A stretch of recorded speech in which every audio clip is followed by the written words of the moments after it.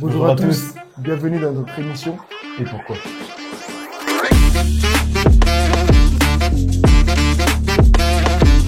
Ok, bon, la Bible dit, car Dieu a tant aimé le monde qu'il a donné son Fils unique, afin que quiconque croit en lui ne périsse pas, mais ait la vie éternelle. On va se concentrer sur car Dieu a tant aimé le monde. Tant aimé le monde. Maintenant, avec tout ce qui se passe dans ce monde, je sais qu'il y a le libre arbitre, je sais que on est libre de nos choix. Mais avec tout ce qu'on fait sur la terre, comment Dieu ne se détourne pas de son amour pour nous? J'aime bien, mais moi je vois deux tons Dans la question. Ouais. Parce qu'il a tant aimé le monde, mais est-ce que dans ce cas-là, il faut parler de avant Christ ou pas? Ouais, exact. Avant Parce sa qu'il venue. dit qu'il a envoyé Jésus parce qu'il aime tant le monde, mais ce qui se passe aujourd'hui dans le monde, effectivement, c'est une fois que Christ est déjà venu sur terre. Ouais. Donc, est-ce qu'on peut répondre aux deux quelque part, tu vois? Ouais, c'est vrai ce que tu dis, c'est intéressant. Mais je pense que Ouais, t'as capté le truc, il y a deux directions, effectivement. Vas-y, je t'en prie. Répondre. Parce que du coup, qu'est-ce que tu attends précisément, en fait, sur quel axe? Moi, je vois après la venue de Jésus. Voilà. Donc, après la venue de Jésus, comment on considère la première partie de ce verset-là? Ouais, mais du moins, il aimait toujours son peuple, il aimait toujours le monde avant la venue de Jésus. Mais le truc, c'est que là, dans ma tête, je vois ce qui s'est passé avec Noé. Il a bien envoyé les eaux sur la terre pendant 40 jours et 40 nuits. Pourtant, il aimait son peuple. Enfin, il aimait sa création. Oui, c'est intéressant. Après, effectivement, le contexte, on va dire, historique de l'Ancien Testament, il est différent, tu vois. Et c'est la seule fois où vraiment Dieu, comment dire, il a rasé en fait la terre, la surface de la terre, tu vois. Mais il avait promis de ne plus le refaire aussi, tu vois ce que je veux dire? Donc en fait, cet exemple-là, il est phare effectivement pour montrer que avant, c'était fort en fait. Il y avait beaucoup de péchés. Certes, il y a encore du péché, mais Dieu aussi, dans sa parole, il a affirmé qu'il referait plus ça en fait. Tu vois ce que je veux dire? Donc déjà, après l'épisode du déluge, tu sais qu'il a plus refait ça. Il a été tranchant en fait dans des situations, mais effectivement, pour répondre à la partie donc de la venue de Jésus, c'est comme ça qu'il a en fait envoyé ce moyen-là. En fait, si tu veux, moi je le vois comme une leçon, mais une leçon qui a été incomprise dans l'Ancien Testament. C'est-à-dire que Dieu, il était présent comme il est présent aujourd'hui.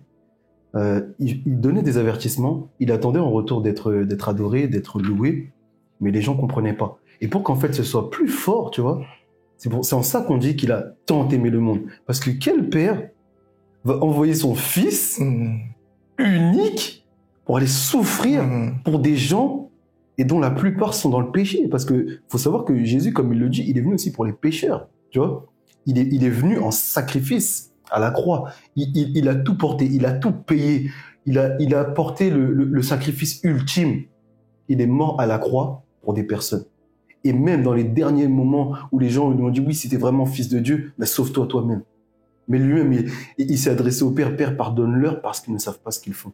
Tu vois, on voit que Dieu a tant aimé le monde à travers ça aussi. Et tu vois la nature parfaite de Jésus, parce que même encore face à ça, il demande à Dieu, à son Père, de pardonner en fait. Tu vois le degré d'amour. Si tu n'as pas l'amour, tu peux pas faire ça. C'est pas possible. Humainement, c'est impensable en fait. T'imagines? Donc voilà comment moi je le perçois. Josh aussi. Je le vois songer, je pense qu'il va t'apporter aussi un élément de réponse. Moi, ça me parle beaucoup parce que j'ai un peu médité sur ça dernièrement. Et avant j'allais dire d'étayer mon propos, j'ai juste envie de lire ça. Dans Jérémie 15, verset 6, « Tu m'as abandonné, déclare l'Éternel, tu m'as tourné le dos, alors de mon côté, j'ai levé la main contre toi, je te détruis. J'en ai assez de toujours renoncer à te châtier.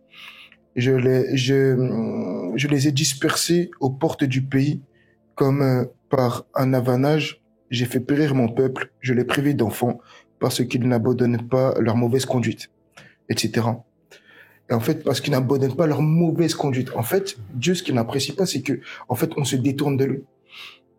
Et si tu veux, même depuis l'Ancien Testament, donc là, c'était Jérémie, mais même quand tu regardes bien avant. Et ces derniers temps-là, je suis en train de relire Juge.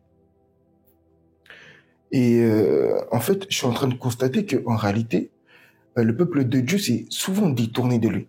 Quand on dit détourné de lui, en fait, l'Ancien Testament, on parle beaucoup de prostitution. Parce qu'en fait, ça veut dire qu'il s'est détourné de son amour et s'est détourné de Dieu, en fait, tu vois.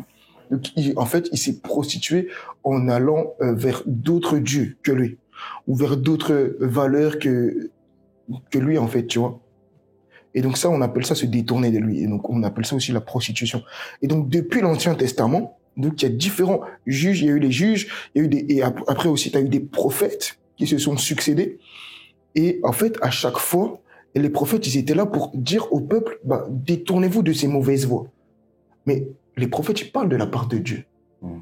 Donc, tu vois, quand on dit tant aimer le monde, tu vois, détournez-vous. Pourquoi? Parce que sinon, je vais vous détruire. C'est un avertissement.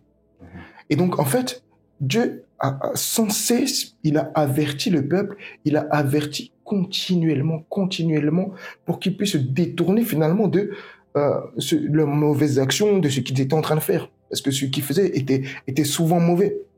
Et donc après, il y avait des périodes où, donc, la repentance est importante, donc le peuple se repentait, et puis, après, Dieu faisait grâce, etc. Parce qu'en fait, on le constate, Dieu est un Dieu de grâce et de miséricorde. Et ça, en fait, on le voit même dans l'Ancien Testament. Donc ça veut dire que même là, je suis en train de penser aussi à Jonas. Parce que Jonas, il devait aller à Ninive. Et en fait, Ninive se comportait mal vis-à-vis de Dieu. Et donc Dieu envoie Jonas à Ninive. Jonas n'a même pas envie d'y aller, puisque voilà, il connaît, tu vois, parce que Jonas, il connaît le fonctionnement de Dieu. Il connaît sa nature. Il sait que c'est un Dieu bon et miséricordieux, tu vois. Donc lui, il va à Ninive, parce qu'au bout d'un moment, voilà, il faut qu'il accepte après le poisson, etc.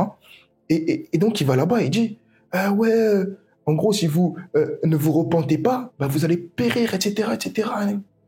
Donc lui, il est venu annoncer un châtiment. Et qu'est-ce qui se passe? En fait, Dieu, il fait quoi? Il pardonne à Ninive son mauvais comportement. Tu vois? Parce que Ninive s'est repenti. Donc les habitants de Ninive se sont repentis. Et Jonas, lui, il est fâché, il est en colère. Parce qu'il dit, mais en fait, je paraphrase. En gros, il dit à Dieu, mais tu savais déjà que tu allais les pardonner, mais tu m'as envoyé moi que j'annonce la destruction, mais après, en fait, tu vas les pardonner. C'est comme si, en fait, tu m'as fatigué d'être comme ça. Mais la moralité, c'est que Dieu, il est bon. Amen. Tu vois? En fait, Dieu, même si parfois, il peut être, on va dire, mécontent, en colère, etc., mais son cœur, en fait, c'est de t'aimer. Son cœur à lui, c'est que tu te détournes de tes mauvaises voies et que tu reviennes à lui. C'est pour ça, sans cesse, même dans l'Ancien Testament, on entend « revenez à moi ».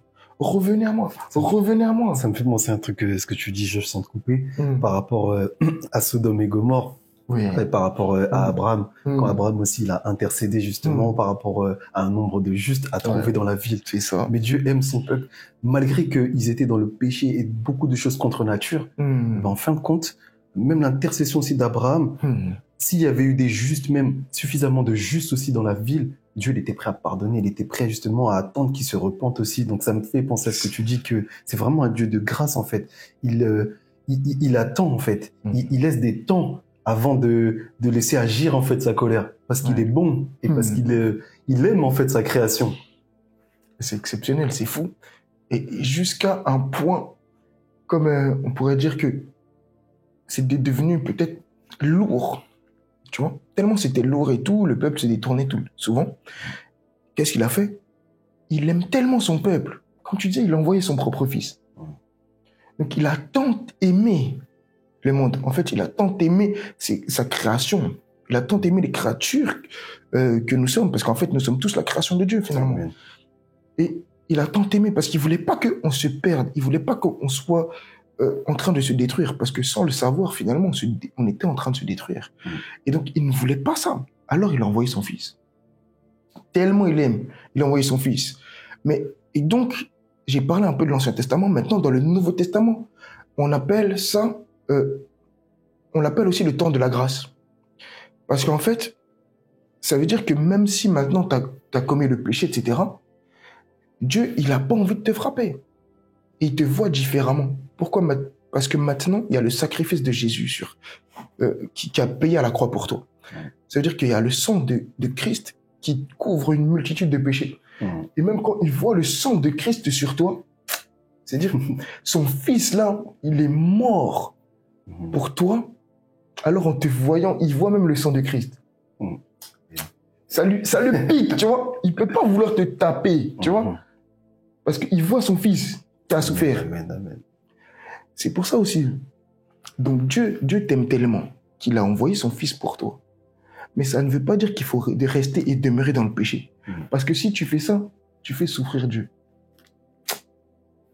Tu ferais souffrir Dieu vraiment. Vraiment. C'est comme si tu tues... Son fils est déjà mort à la croix. Normalement, il est mort une fois pour toutes. Quelque part, c'est comme si toi-même, tu allais remettre Christ à la croix. Pour ma part, j'ai pas envie de remettre Christ à la croix. Et je sais que Dieu le Père, là, il n'est pas content avec ça. C'est clair. Même si tu es sous la grâce, attention, comme nous dit Paul dans Romains. Faut veiller à ça. Amen. Et ça me fait penser aussi que justement, le Seigneur, il est bon. Et ça me fait penser justement à un enseignement qu'on a vu aussi en commun. Le Seigneur laisse du temps aussi. Jésus n'est pas encore revenu parce que Dieu, il est bon. Il permet encore de laisser en fait le temps de vous rapprocher de lui, de le rencontrer réellement, de vous repentir parce qu'il est bon et parce qu'il aime sa création. C'est pour ça qu'on a encore du temps, mais en même temps, la notion de temps, c'est aussi très aléatoire. Le temps, ça peut paraître long, comme le temps, ça peut passer très vite.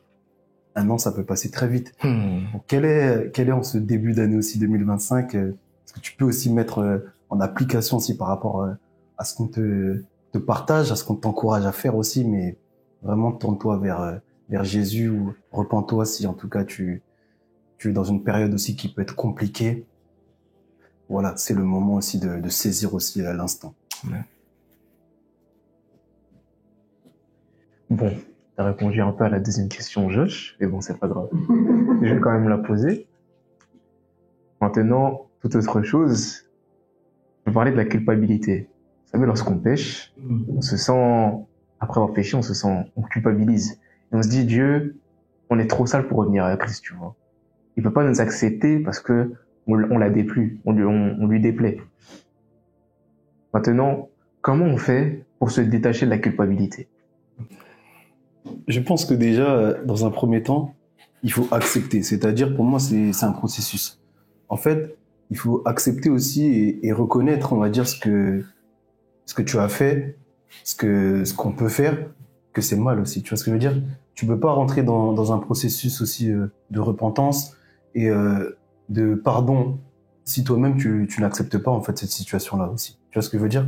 Pour moi, tu dois accepter, te dire effectivement ce que j'ai fait, c'est pas bien. Mais tu dois pas te flageller.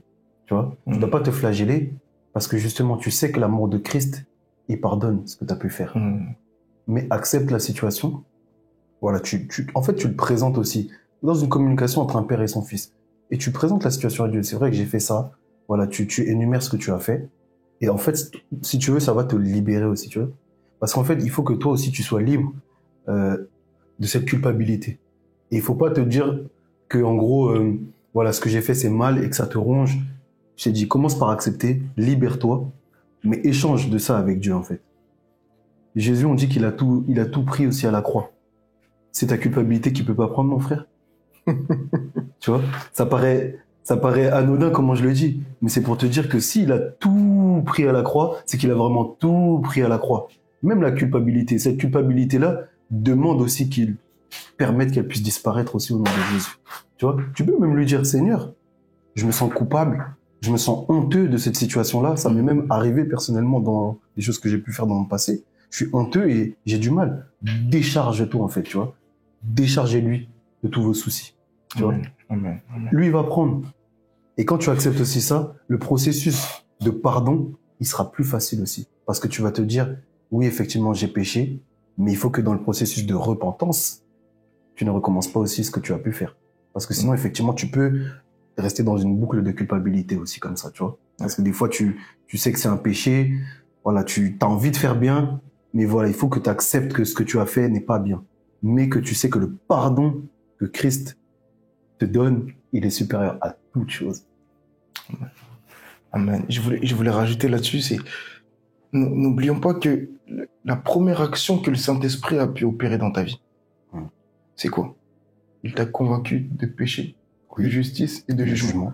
C'est la première action du Saint-Esprit dans ta vie. Ça veut dire que s'il te convainc de pécher, ça veut dire que tu prends conscience que ce que tu faisais était mauvais. Donc, quelque part, c'est une culpabilité. Simplement, la nuance, c'est qu'il ne faut pas demeurer dans la culpabilité. Parce que ça, c'est l'action du diable de te faire comprendre que tu es toujours coupable, tu es condamné comme un condamné à mort. Voilà, t'as fait le mal. Et ben, comme t'as fait le mal, tu demeures quelqu'un de mauvais. Et tu vas finir en enfer. Et tout, tu vois. Donc ça, effectivement, c'est le rôle de Satan, c'est de pouvoir appuyer là-dessus, de te condamner et que tu restes dans la condamnation. Mais Dieu, lui, il est autre que ça. C'est-à-dire que lui, il va t'expliquer que ce que tu as fait, c'est mauvais à travers l'action du Saint-Esprit. Parce que l'Esprit qui vient là te fait comprendre que ce que tu as fait, c'est mauvais. Donc après, ça rentre dans ta conscience, tu te dis non, j'ai fait de mauvaises actions, des mauvaises choses, des mauvais choix où j'ai péché. Et puis là, maintenant, tu dois simplement te repentir. Parce que l'Esprit de Dieu va te pousser à la repentance. Amen. Mais bien sûr, tu as le choix de te dire, ah ben, je vais pas me repentir. Je continue dans mon péché. Et puis, je fais comme si je n'entendais pas la voix de l'Esprit. C'est un choix. Et puis, de l'autre côté, tu as celui qui condamne. Parce qu'en fait, la Bible nous dit que c'est l'accusateur. Et l'accusateur, en fait, c'est Satan. Et lui, il est là pour que tu demeures dans la culpabilité. Ça veut dire que maintenant, toi, tu sais que tu as commis un péché. Alors lui, il est là à te susurrer à l'oreille. Oui, mais t'es mauvais, tu seras jamais bon. Regarde, tu pêches, mais tu vas encore continuer. Tu es trop mauvais pour t'améliorer, tu vois. En fait, toutes les choses comme ça qui vont essayer de te faire rester dans ta boîte de culpabilité pour t'empêcher de te tourner vers Christ pour que lui puisse ôter ce poids, ôter ce fardeau. Parce qu'il a dit son fardeau à lui, il est doux et léger. C'est-à-dire que lui, il veut prendre les problèmes là que tu as là. La souffrance de la culpabilité, il veut enlever ça et t'apporter la paix, te combler. Donc voilà, c'est un peu ça, quoi. Bon, on a parlé de le fait que Christ nous aime. Ensuite, on a parlé de la culpabilité. Dieu nous veut sortir de la culpabilité. Maintenant, comment vous faites pour marcher avec Christ? C'est-à-dire que on est éprouvé au quotidien. Parfois même, on retombe dans le péché. Maintenant, disons qu'on nous sommes sortis. Comment tu fais pour marcher avec foi, force et courage et conviction pour toujours rester dans les voies de Dieu et pas flancher à droite ou à gauche? J'ai quelque chose qui me vient en tête. Les violences emportent du royaume de Dieu. Amen. Les violences emportent du royaume de Dieu. Comment on fait pour devenir un violent qui s'emporte du royaume de Dieu? C'est pas facile, mais je pense que ça demande des sacrifices. C'est-à-dire que t'as dit quelque chose qui est très important. Voilà, je suis sorti de ça, comment je fais pour marcher dans ça? Je pense que tu dois effectivement, ton environnement général doit demeurer principalement dans la présence de Dieu. Ça ne veut pas dire que tu dois te couper de ce qu'il y a dans le monde. Parce qu'il y a des choses qui sont dans le monde, qui sont pas spécialement mauvaises, qui sont bonnes. Mais si tu veux continuer à marcher et à grandir, la marche, tout ton environnement doit demeurer en fait dans la présence de Dieu. Ouais. Tu dois aussi marcher dans la sanctification. Tu dois en fait adapter ton quotidien en te disant que Dieu est la priorité. Chercher premièrement le royaume de Dieu. Tu vois, en fait, tu as des versets comme ça qui vont se compléter, tu vois. Chercher premièrement le royaume de Dieu et toutes choses vous seront accordées. Les violences s'emparent du royaume de Dieu, tu vois. En fait, t'as des connexions de versets. Je sais pas ce que Joachim en pense aussi, mais t'as des connexions de versets comme ça qui t'emmènent, en fait, tu vois. Et les termes sont forts parce qu'on te parle bien de royaume, en fin de compte. Tu vois ce que je veux dire? C'est pour te dire que l'ennemi, comme disait Josh, l'accusateur, le menteur, le voleur, lui, il va toujours essayer de trouver des stratagèmes, justement, tu vois. Et si, en fin de compte, on n'a pas, on va dire, assuré, en fait, notre vie, en fait, chrétienne, et qu'on n'a pas conditionné ça suffisamment de manière solide, ben, en fait, tu peux être éprouvé aussi, tu vois. Tu peux être éprouvé même en bâtissant des choses solides, parce que lui, ça va toujours le déranger. Et c'est pour ça que la vie chrétienne n'est jamais facile, et qu'on doit toujours aspirer à faire plus. Mais tu dois, en fait, te dire, voilà, Seigneur, je suis sorti de ça. Qu'est-ce que tu veux faire pour augmenter encore? Tu vois ce que je veux dire? Déjà, moi, je pense que ça me fait penser aussi à ce qu'on avait eu avec Josh. Tu dois pas être trouvé tiède. Tu vois ce que je veux dire? Parce que j'ai eu des périodes dans ma vie, je vais pas te mentir, et je pense peut-être aussi certains, où honnêtement, je me suis trouvé tiède. Et ce verset, il m'a frappé, frère. Je me suis dit, vomir.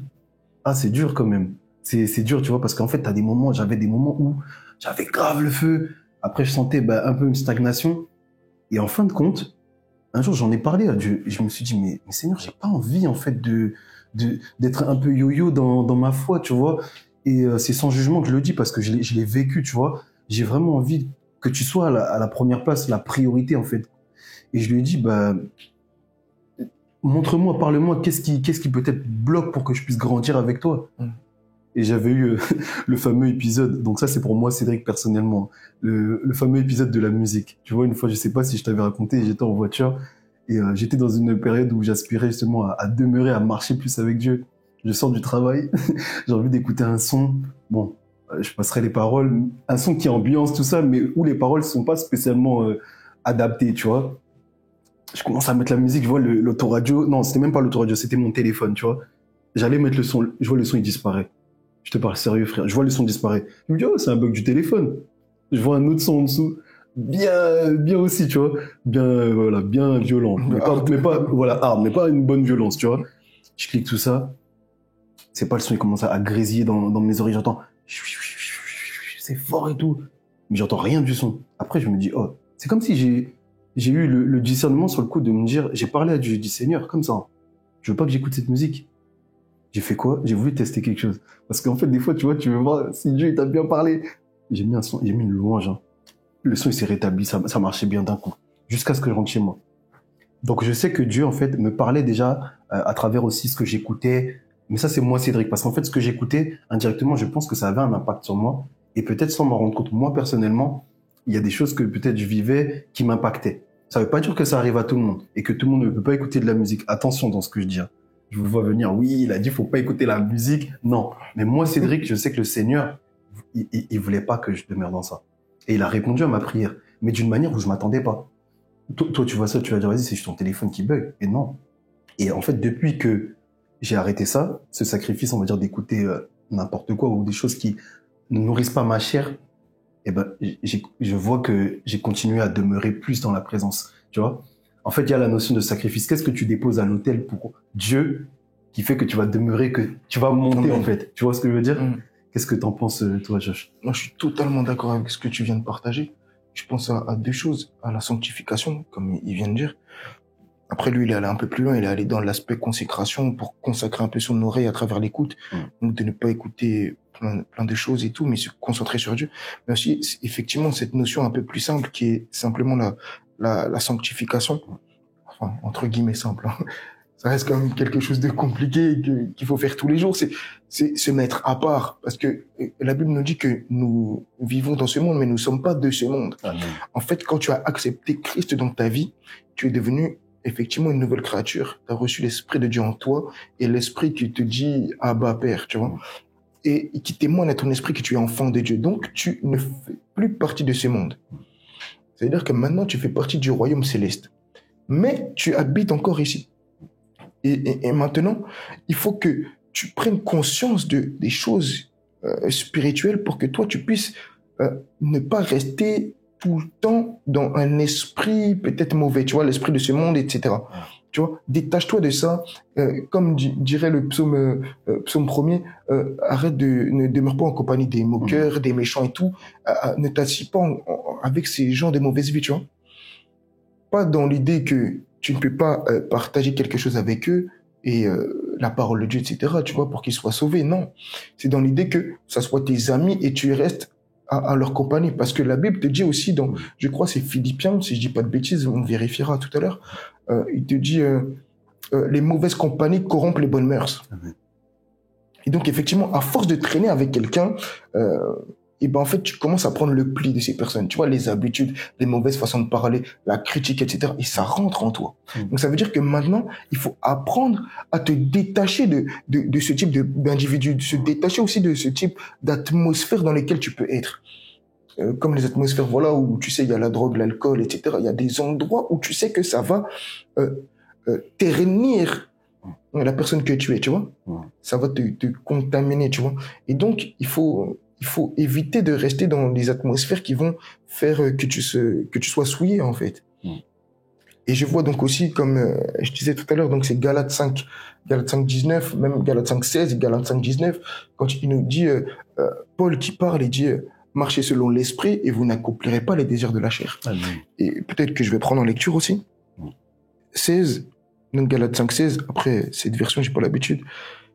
Je vous dis donc ceci, prenez votre vie dans la dépendance du Saint-Esprit et vous n'obéirez pas aux désirs qui animent l'homme livré à lui-même. Car ces désirs sont diamétralement opposés à ceux de l'esprit. Et l'esprit a des désirs qui s'opposent à ceux de l'homme livré à lui-même. Les deux sont opposés l'un à l'autre, c'est pourquoi vous ne pouvez pas être votre propre maître. Mais si vous êtes conduit par l'esprit, vous n'êtes plus sous le régime de la loi. Ensuite, je passe verset 19. Tout le monde voit bien ce qui procède de l'homme livré à lui-même. Donc, en fait, il dit, voilà, l'homme charnel, en fait, c'est ça que ça veut dire. Ou peut-être qu'on peut dire aussi le vieil homme. Donc, l'homme sans Christ ou l'homme en dehors de l'esprit. Et donc, il dit, donc, c'est l'immoralité, les pratiques dégradantes, la débauche, l'adoration des idoles et la magie, les haines, les querelles, la jalousie, les excès de colère, la rivalité, les dissensions, les divisions. L'envie, l'ivrognerie, les orgies et autres choses de ce genre. Voilà, en fait, il est en train de nous expliquer que il y a des choses qui sont de l'ordre, entre guillemets, de notre nature première, donc la nature charnelle. En fait, avant qu'on accepte Christ, on avait déjà cette nature-là. Maintenant qu'on a connu Christ, on doit maintenant demeurer dans la nature de Christ. Amen. Et la nature de Christ, évidemment, c'est à travers le fruit de l'esprit, Galates 5, 22. Mais là, je ne vais pas me focaliser dessus. Vous pouvez le lire tranquillement. Et donc, en fin de compte, il est en train d'expliquer qu'il y avait la nature de l'homme animal, donc la nature de l'homme livré à lui-même. Et c'est une nature qui est mauvaise, qui t'empêche de marcher selon la volonté de Dieu. Tu vois, donc l'immoralité sexuelle, tout ça et tout, la débauche, la magie, les querelles, la jalousie. En fait, parfois, il y a des choses qui facilement peuvent venir, comme la jalousie. Ouais, ça va vite. En fait, la jalousie, ça va vite. Ouais. Genre, mon gars, on est là et tout, bam, je sais pas moi. Par exemple, il a une belle montre, bim, je suis jaloux de sa montre. Ça peut aller très vite. C'est vrai. Et en fait, il faut que on soit violent, dans le sens où, peut-être je suis intéressé par ça. Non, Josh, détourne-toi de ça. C'est pas bon. Et après, là, tu demandes l'aide aussi à Dieu. Amen. Tu dis, ouais, Seigneur, je suis attiré par peut-être sa montre qui est belle et tout. Moi, j'ai pas celle-là. Mais protège mon cœur, empêche-moi d'être dans ça, tu vois. Bim. Tu t'éloignes aussi de cette jalousie. Tu vois, comme ça que tu avances petit à petit, tu vois. Donc, tu es violent de cette manière-là. Donc, tu essaies de te détacher de ce qui peut te faire tomber, entre guillemets. Voilà, donc les excès de colère et tout. Donc, si tu connais des situations qui peuvent te mettre facilement en colère, parfois, il y a des personnes qui peuvent te mettre facilement en colère. Évite ces personnes-là, dans la mesure du possible. Parfois, il y a je sais pas, un type de situation qui revient sans cesse, ou je ne sais pas, ou des atmosphères où tu vas facilement te mettre en colère. Évite ces situations. Tu vois, parfois c'est totalement faisable. Donc dans ce cas-là, évite-les. Et si dans d'autres cas, tu ne peux pas les éviter, comme dirait la Bible aussi, protège ton cœur. C'est-à-dire que, voilà, même si tu vas être dans cette atmosphère-là, essaie de te préserver au maximum, de ne pas échanger sur certains sujets pour éviter que tu te mettes en colère ou quoi, tu vois. Parce que souvent, sous la colère, en fait, on peut faire des bêtises. Ça veut simplement dire ça.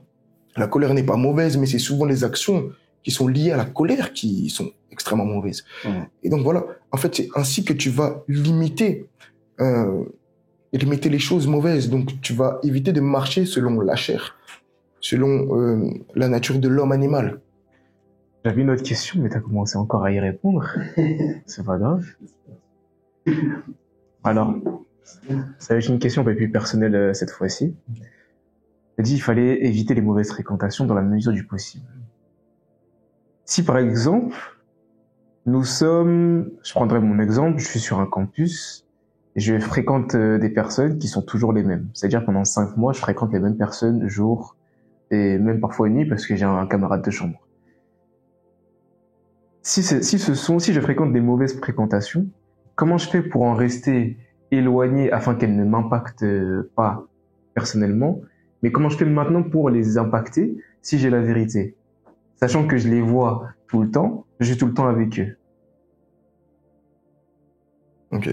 Tiens, vas-y. Tu vois, comment il me refile le bébé. Est-ce que vous voyez comment ça se passe ici? Non, je rigole. Je suis en réflexion, là. Je vais le laisser répondre.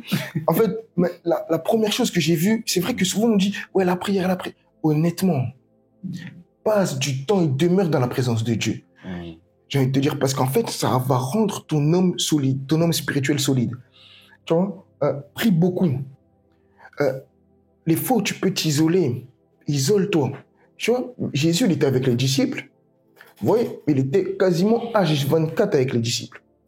Mais vous voyez bien que il y a beaucoup de moments où justement il s'isolait. Il allait dans la présence du Père, il allait prier. Tu vois, il est resté en tête à tête avec Dieu, même s'il était quasiment tout le temps avec les disciples. Tu vois, pourtant les disciples n'étaient pas quand même que des personnes de mauvaise vie. Mais malgré ça, même si c'était des bonnes fréquentations ou quoi, il s'isolait aussi. Donc déjà, le fait de s'isoler, de passer du temps toi-même personnellement, en solitaire, dans la présence de Dieu, c'est très bon. En fait, et la Bible nous dit aussi de Paul qui dit, voilà, quand tu pries en langue, et ben en fait ton homme spirituel il s'édifie. Donc ça veut dire qu'il se consolide, il devient donc plus fort. En gros, ça veut dire qu'il s'arme en fait, tu vois, il devient costaud. Et parce qu'en fait, souvent, on peut flanchir, justement, quand on est avec des gens de mauvaise vie, etc. Mais déjà, le fait que toi, tu aies une vie personnelle avec Dieu qui est solide, qui est construite, déjà, ça va commencer à te préserver, tu vois. Ça va te rendre solide et quand tu seras confronté avec ces gens-là, tu ne vas pas tomber facilement. Ensuite, je dirais que quand tu vas passer du temps avec eux, bien sûr, voilà, tu parles de la parole, etc. Mais ne rentre pas dans tout leur délire. Je veux dire, par exemple, eux, vas-y, ils veulent sortir pour, je sais pas, aller gérer des meufs, etc. Bah, je vais dire, vesqui, tu vois. Éloigne-toi de ça, tu vois. Si tu sais qu'ils veulent aller juste sortir pour aller boire des coups, tout ça et tout, machin, et se bourrer et tout, tu vois, éloigne-toi de ça. Si c'est simplement, je sais pas, je dis une bêtise, si c'est simplement, voilà, je sais pas moi, peut-être aller au bar, simplement boire un verre, et toi, tu sais que tu es capable de boire qu'un verre, et après, tranquille. Ok. Mais après, tu vois, quand il y a des choses, parfois, tu sais, l'esprit, il est avec toi. En fait, quand tu sais qu'il y a des moments, tu sais, ça va déborder. Tu sais que tu franchis une ligne. Honnêtement, on le sait. Quand tu es en crise, tu le sais. Je peux pas dire que tu sais pas, tu le sais. T'as ça à l'intérieur de toi ça bouge. Tu sais que là, il faut que j'arrête. Mais souvent, on n'écoute pas. On a du mal avec ça. Apprends à écouter. Apprends à écouter. Et donc, quand tu t'éloignes, quand tu vois l'esprit, il est en train de te dire, attention, là, ça dérape, quitte. Te casse pas la tête. Quitte. Les gens vont comprendre, ils vont pas comprendre. Là, tu te dis, ouais, les gars, on se voit demain. Ouais, les gars, à plus tard. Après, tu peux leur expliquer en fonction de tes relations. Tu peux dire, vas-y, là, ça correspond pas à mes valeurs. Voilà, tu peux leur expliquer aussi de cette manière-là. Ça me fait penser à un truc aussi, ce que tu dis, Josh. Comme ça me fait pas perdre le fil. C'est très intéressant ce que tu partages. Et pour répondre aussi dans la continuité, de se dire aussi que Jésus, c'est la lumière. Et si Jésus aussi, il habite en nous, on est aussi la lumière. C'est-à-dire qu'en fait, là où tu vas, tu amènes aussi cette lumière. Et dans l'exemple que Josh disait, effectivement, tu ne prends pas part à toute chose.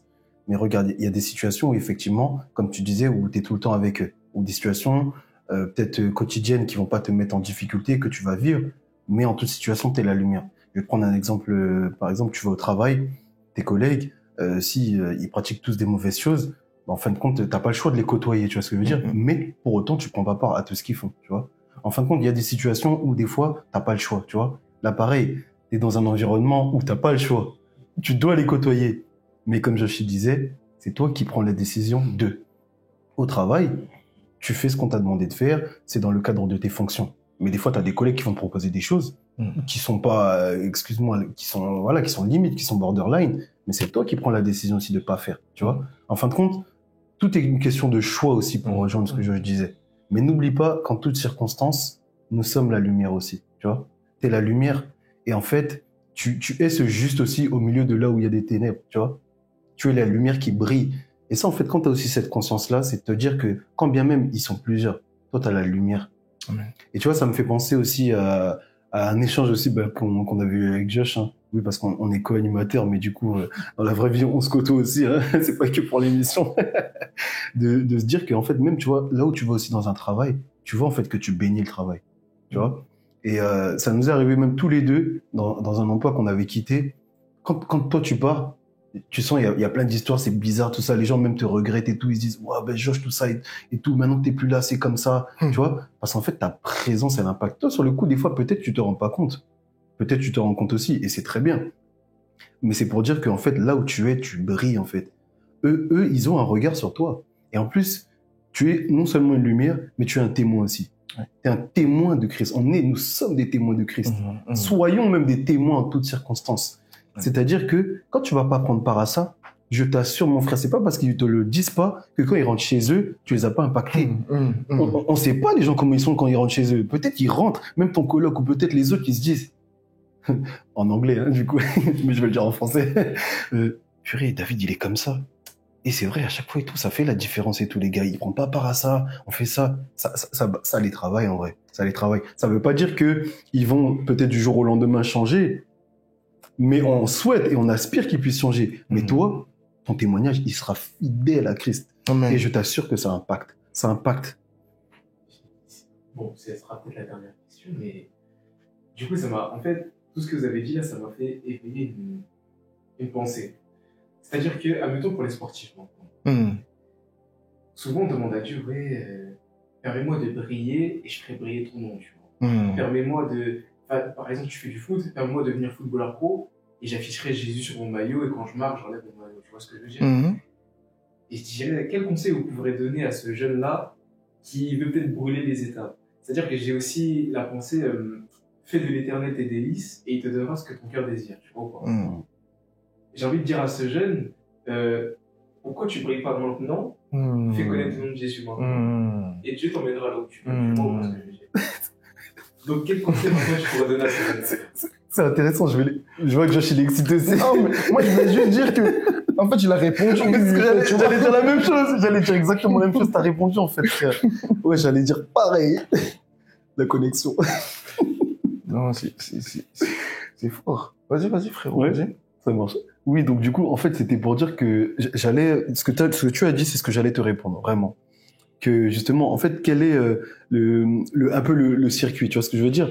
Justement, quand tu sers Dieu, que tu l'honores, que tu fais sa volonté, j'ai envie de te dire, c'est lui qui va te proposer aussi tout ça, tu vois. Après, il y a même des choses que tu peux faire.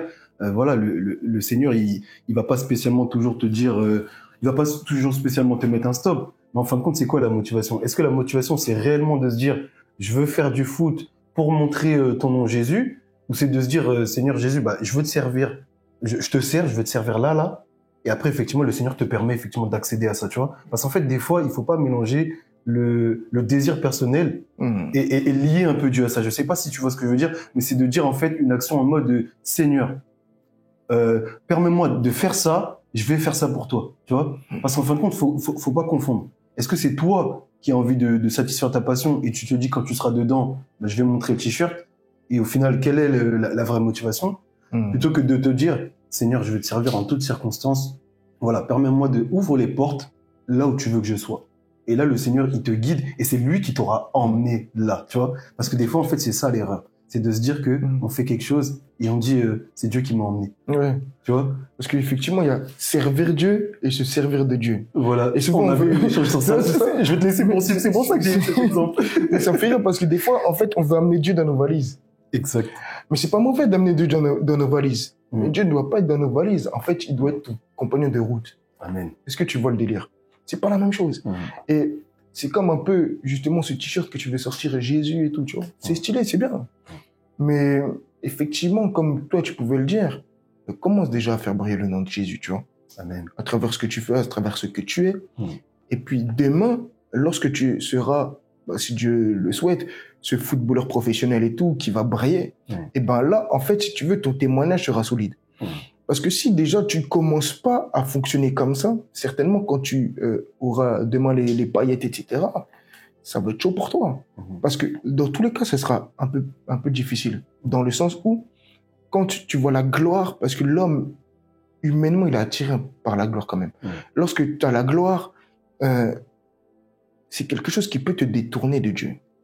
Donc déjà, j'ai envie de dire, sois solide sur tes appuis, déjà, pour commencer. Et si tu apprends à déjà être solide sur tes appuis, lorsque justement tu seras sur ton terrain, tu seras dans la gloire de l'homme, et là, en fait, tes pieds seront solidement fixés sur Christ. Amen. Tu vois? C'est comme l'homme qui bâtit sa maison sur le roc ou l'homme qui décide de bâtir sa maison sur le sable. Tu peux bâtir ta maison sur les deux. Il y en a une qui va pas demeurer, mais il y en a une qui sera solide. Amen. Tu vois? Et donc, effectivement, si tu commences déjà à avoir ta relation sérieuse avec Dieu, lorsque demain tu auras la foule, lorsque tu auras la gloire, lorsque tu auras tous les nanas, il y aura toutes choses qui vont venir devant toi. Là, tu seras en mesure de dire oui, non, de trier, tu vois. Et tu seras en mesure de prendre la gloire pour toi ou de renvoyer la gloire à Dieu. Parce qu'en fait, c'est ça qui est dangereux. C'est que tu dis, oui, je vais faire pour toi, Seigneur, et tout, faire briller ton nom. Mais souvent, quand on veut faire briller le nom de Dieu, sachant que l'homme voit ton nom à toi, c'est ton nom qui va paraître. Est-ce que maintenant, quand ton nom va paraître en gros, tu seras en mesure de dire, non, c'est Dieu, c'est pour Dieu. Je renvoie à Dieu, non, c'est lui qui mérite la gloire. Est-ce que tu seras en mesure de ça? Parce que l'homme aime la gloire. Et puis, ça amène aussi, donc, bien sûr, l'orgueil. Rappelons-nous comment Satan a chuté, c'est ça. Lucifer, il est tombé à cause de l'orgueil. Il avait une place qui était bonne, mais il voulait davantage. Il voulait prendre celle de Dieu, le Père, tu vois. Mais ça va très vite. Et donc, simplement, veille sur ton cœur, tu vois. Veille sur ton cœur, mais comment tu fais? Démarre tranquillement. À l'heure actuelle, quand tu n'es encore pas connu, célèbre le nom de Jésus, tu vois. Fais-le connaître, simplement. Et puis, tu vas voir, de toute façon, ça va devenir une habitude qui est en toi. Dieu, il va se révéler davantage en toi. Il va travailler avec toi. Et lorsque tu seras vraiment connu, à travers donc le football ou quoi ou autre, et ben là tu pourras élever son nom, tu vois. Amen. Je suis totalement d'accord. En fait, c'est vraiment important de se dire qu'on est perfectible. Jésus a expliqué qu'on ferait des choses plus grandes que lui. Ça veut pas dire qu'on est au-dessus de Jésus. Et on n'a pas une nature parfaite. Et ça, quand on le comprend aussi, c'est de se dire aussi, je peux pas me dire, je vais projeter des choses comme ça si j'ai pas mis Dieu au centre. À chaque fois, on nous dit de mettre Dieu à la première place. Et en fait, c'est dans toutes les choses de la vie. Je veux dire, des fois, même pour des choses qui peuvent nous paraître anodines ou peut-être très subtiles qu'on va pas voir, hein. Mais vraiment, dans tout ce qu'on va entreprendre, quand on met Dieu devant, ça ne peut que être parfait parce que c'est Dieu qui va être au contrôle. Si c'est pas Dieu qui est devant, ça peut être notre réflexion humaine, ça va être notre intelligence à nous. Et en fait, c'est faillible. C'est-à-dire que ça peut être très bien fait, hein, mais c'est faillible. Donc ça va laisser la place à des choses où, en fait, on va se rendre compte tardivement qu'effectivement, on a mis en avant en fait notre chair, on a mis en avant notre pensée à nous, alors qu'en fait, il fallait effectivement laisser la place à Dieu. C'est vrai que c'est pas facile, parce que des fois, on mélange aussi un petit peu ça, et c'est pour ça que on doit demander beaucoup le discernement, comme on en a parlé aussi, parce que c'est le discernement aussi qui va nous permettre de savoir aussi dans quoi s'embarquer, dans quoi ne pas s'embarquer également. Et ça revient aussi avec qui aussi on va s'entourer par rapport aussi à nos projets, même dans les projets. Et c'est pour ça que c'est important de mettre Dieu d'abord. Parce que, regardez, si par exemple vous aspirez à faire quelque chose, vous voulez vous entourer de certaines personnes et juste vous dire, oui, effectivement, je m'entoure de ces personnes-là et voilà, on fait. Mais même dans ça, c'est un sujet de prière. Seigneur, mets sur ma route les bonnes personnes pour ce projet-là. Amen. Parce qu'effectivement, il peut y avoir en fait des choses qui vont se greffer, qui sont pas conduites peut-être par le Seigneur, et ce sera pas parfait en fait. Ce sera pas parfait, alors que le plan de Dieu il est parfait. Donc maintenant la question c'est, veux-tu quelque chose de parfait ou veux-tu quelque chose d'imparfait? Si tu veux quelque chose de parfait, mets Dieu au centre. Si tu veux quelque chose d'imparfait, Dieu il sera pas au centre. Parce que quand Dieu il est au contrôle, ses plans sont parfaits. Ses plans sont parfaits. Amen. Amen. Je vais juste terminer avec ce verset pour te rejoindre. Et c'est Jésus qui pouvait nous dire ça. Nul serviteur n'est plus grand que son maître. Voilà. Amen. Donc toi, tu décides de suivre Christ ou tu décides qu'il lui puisse te suivre. Tu fais le choix.